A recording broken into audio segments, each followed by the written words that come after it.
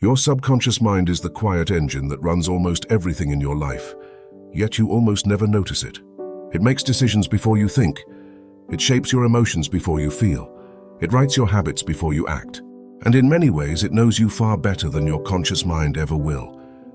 You think you're in control, but the subconscious is the one steering.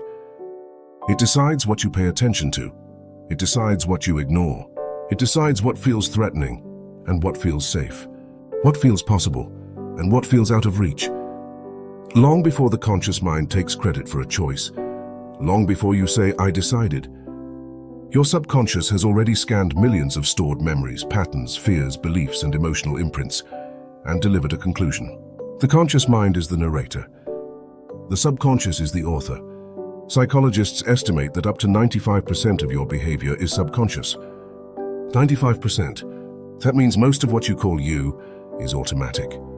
Your reactions, your insecurities, your confidence, your preferences, your avoidance, your addictions, your motivation, your self-sabotage, all shaped by layers of memory you don't remember forming. Your subconscious is like a massive archive, but one that never uses logic as its filing system. It organizes your world emotionally. If something hurt you once, your subconscious marks it as danger. If something brought pleasure, it marks it as safe. If a person betrayed you, it builds a silent warning system for anyone who resembles them. This is why your fears feel irrational.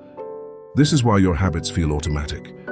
This is why your intuition sometimes feels supernatural.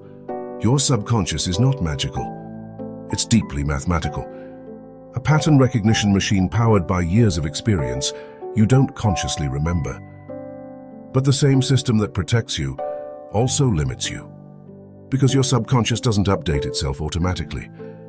It runs old code, old memories, old beliefs, old wounds. You think you're avoiding opportunities when in reality you're avoiding old pain. You think you're choosing relationships when in reality you're choosing familiar patterns.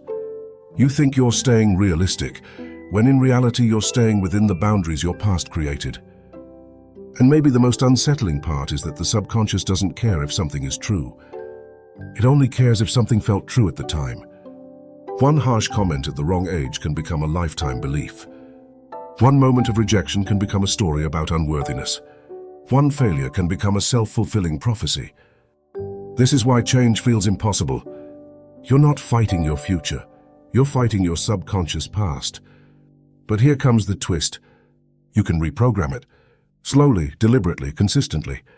Your subconscious rewrites itself through repetition, emotionally intense moments, awareness, and new patterns of experience. Every time you act with courage, your subconscious updates its definition of possible. Every time you set a boundary, it rewrites what normal looks like. Every time you choose a healthier behavior, it weakens an old one. Every time you tell the truth about what you feel, it repairs the story you were afraid to admit. The subconscious is powerful, but not immovable. It's a machine that learns from what you feed it. And if you begin feeding it something new, something better, something more aligned with who you want to become, it will eventually adapt. The real question is not whether your subconscious controls your life. It does. The question is, will you let it run on old code? Or will you teach it something new?